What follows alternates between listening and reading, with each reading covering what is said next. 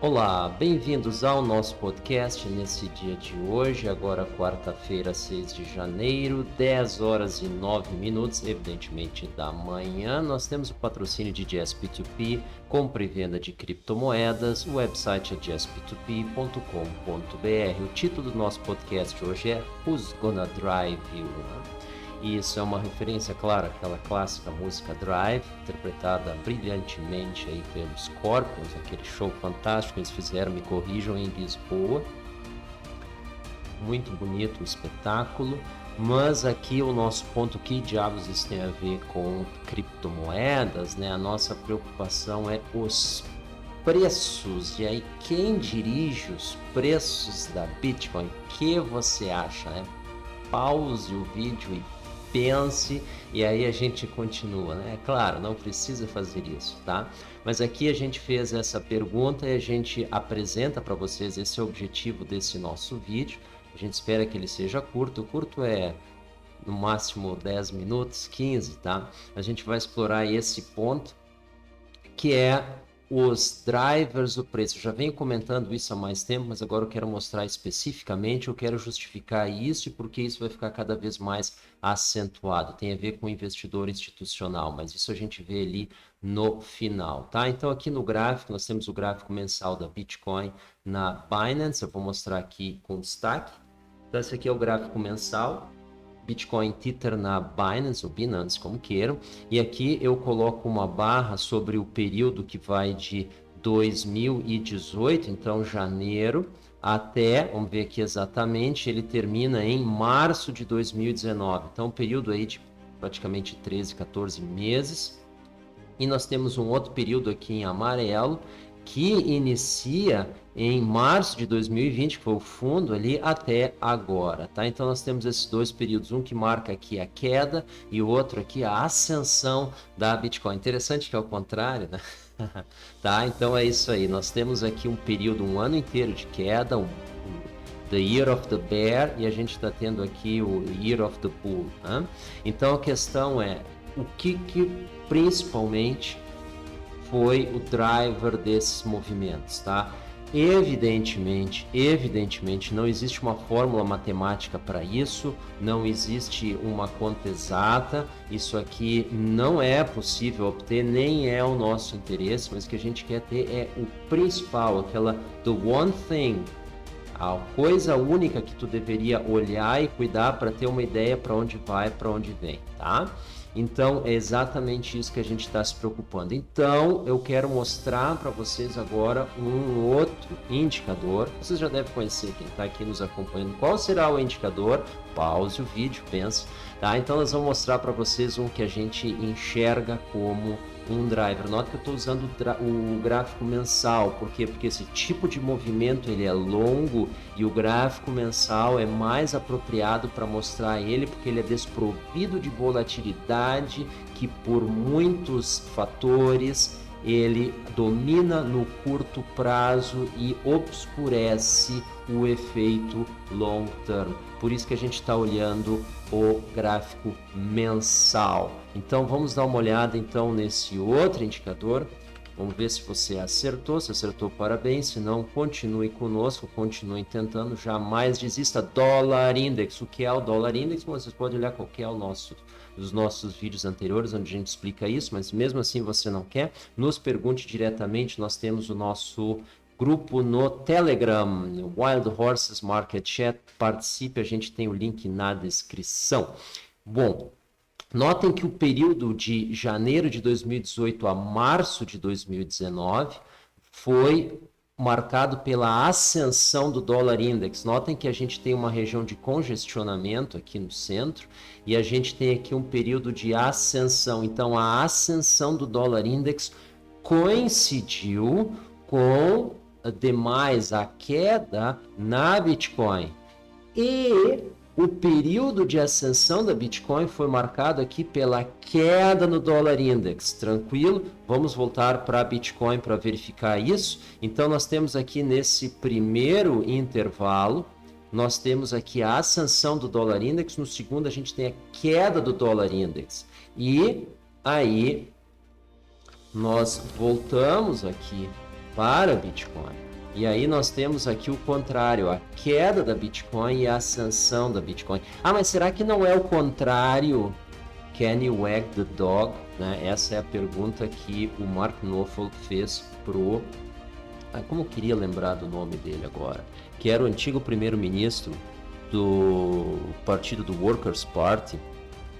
Ele perguntou se o rabo consegue abanar o cachorro. A resposta é não, tá? Então é por isso que Bitcoin não influencia o dólar index, tá? Porque o mercado de Forex é ênuplas vezes, tá?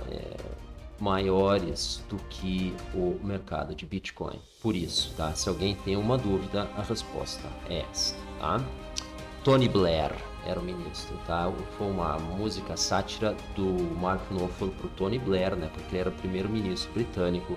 Can you wag the dog? Ou seja, a Inglaterra, ou o Reino Unido, como queiram, Unido, tanto faz, é o rabo do cachorro, sendo esse, então, os Estados Unidos, tá? Na época da guerra no Iraque.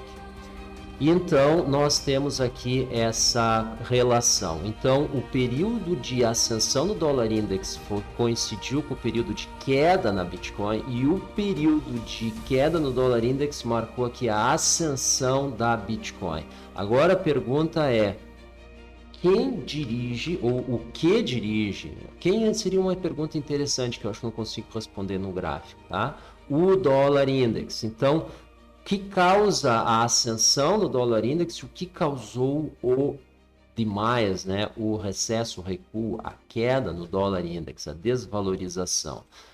Vamos a já, por que já é agora, mas já é depois, né? Interessante, porque é duas vezes já, né? Não.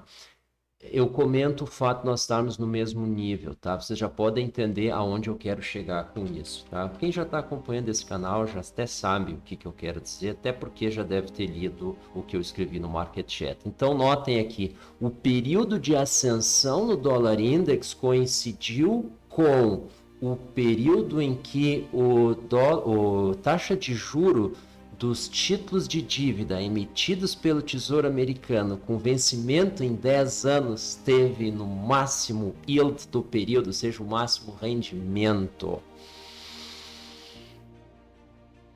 E vice-versa. Tá? Só que a taxa de juros aqui ela começou a subir. Ela começou a subir há 6 meses atrás, e nós tivemos aqui um movimento de queda. Se a gente for ver, quando a gente abandonou essa região, nós começamos, o mercado começou nós tivemos uma queda na taxa de juros dos Estados Unidos que abandonou essa região. Ela aconteceu aqui, ela se iniciou nesse mês. Vamos ver que mês é esse, vamos dar um zoom. Não é um zoom, né? Eu coloquei na tela aqui. Então, em maio de 2019. Maio de 2019 foi o mês em que nós fechamos fora dessa região de congestionamento aqui. Foi em maio. Maio de 2019. Vamos dar uma olhada no dólar index para ter uma ideia do delay de quando isso começou a afetar o dólar. Então, aqui nós estamos em maio de 2019, o dólar iniciou a sua trajetória de queda, ele abandonou a sua região em julho de 2020.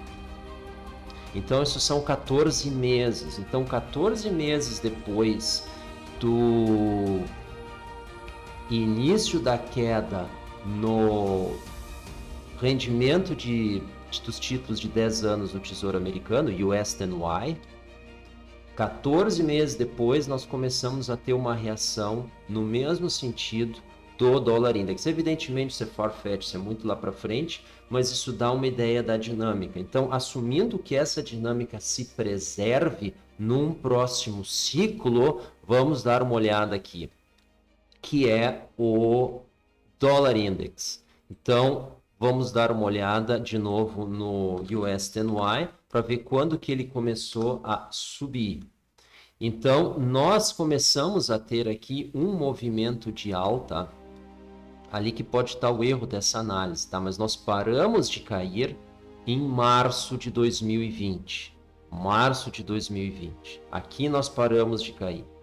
Então, 14 meses depois, a gente chega em maio de 2021 e nós estamos em janeiro. Então, 14 meses depois, então abril, maio, a gente deve começar a ter uma reação no dólar index. E uma reação no dólar index no mesmo sentido do US 10Y. Ao mesmo tempo, nós estamos agora analisando então essa lógica, nós abandonamos a região de fundo um pouco depois, que foi aqui nesse mês aqui que eu estou mostrando, vamos ver qual que ele é agosto de 2020. Então, outubro de 2021, a gente deve abandonar a região do dólar index, que ele se encontra aqui no fundo. Então, nós estamos, vamos dar uma olhada aqui. Nós estamos, em que região nós estamos? Essa, mas a gente deve reingressar nessa aqui em outubro. Então, a gente deve voltar aos 91, 92 em outubro, provavelmente. Vamos ver, tá? Então, de qualquer forma, essa parte da análise realmente ela não é sólida quanto à relação do Bitcoin para o dólar index. Mas o que existe, e eu mostrei aqui, é essa relação entre taxa de juros alta e dólar subindo, taxa de juros baixa e dólar descendo. Isso está claro aqui no gráfico.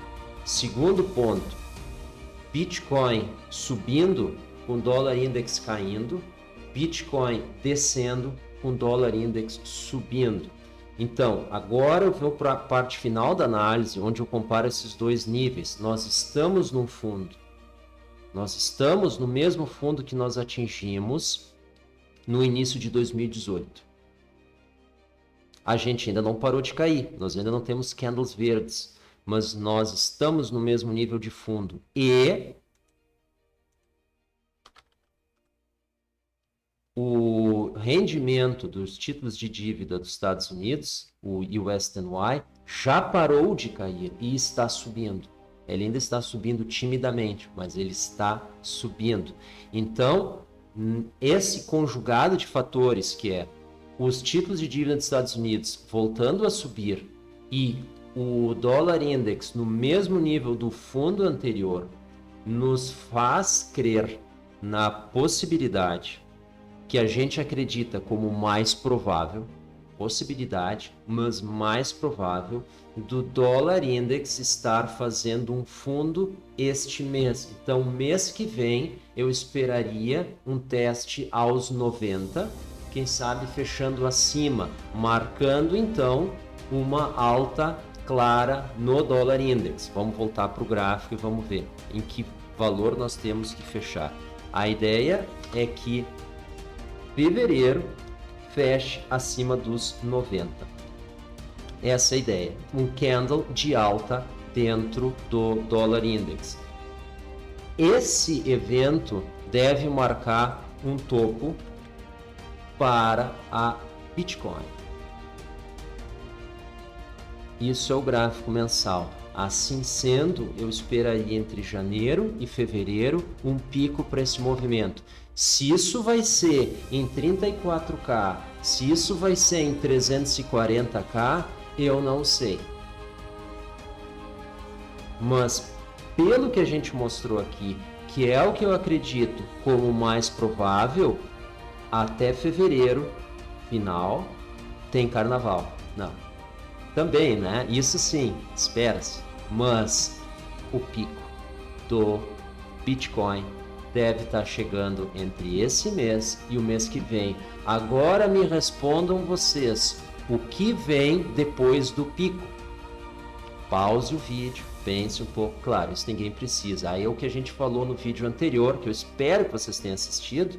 As duas descidas. Tem uma descida quando tu recua tentando subir e uma outra quando tu chega lá. Então a resposta para essa pergunta já está no outro vídeo, inclusive nos comentários de abertura. Pessoal, muito obrigado pela atenção, muito obrigado pela audiência, é sempre uma alegria estar com você. Se você concorda, se você discorda, por favor, coloque a sua opinião, a gente sempre fica feliz de ver a participação de vocês, ouvir vocês e, claro, levar em consideração tudo aquilo que vocês estão falando. Até uma próxima. Tchau.